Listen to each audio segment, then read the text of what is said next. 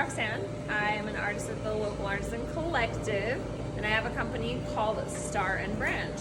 So I have been doing a lot of work with natural dyes over the past 9 to almost 10 years at this point. So a few years ago, I decided that it would be cool to see what colors existed in the local landscape that were all just really close to my house. So I think everything that was collected here was in about a 15 to 30 mile radius from my house. Some even really close. There was madder root growing at the park by my house, which was so random. But this whole color palette is kind of a cool example of sometimes you have no idea all of the fascinating pigments that can just live in your own backyard. One really funny one is this Virginia creeper, which everyone loves that plant, I'm sure. And then another really interesting one is oregano. This one was really weird. There was like an old medieval recipe that was for a dye with oregano, and you have to like put yeast on it and put it in tin foil and put it in a warm oven for 7 hours or something totally kind of weird, and it did work.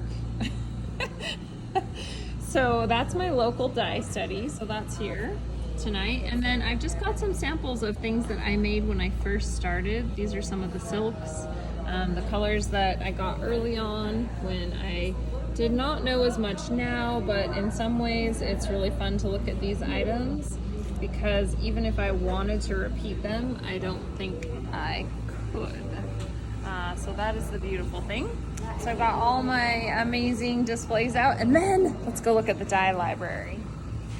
So this is my little box that's kind of like a recipe box that I keep some of my little dye samples in. So this one is 2 different fibers, so I can kind of see how these particular dyes work together on these fibers, and then I write myself little notes of what I used. And then on the back, I think it's how I cooked it. Very scientific. Boiled for 25 minutes.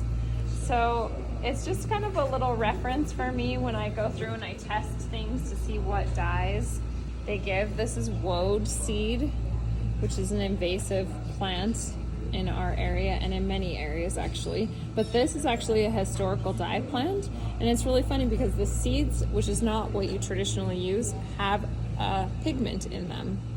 And then this is another fun one. This is peach leaves.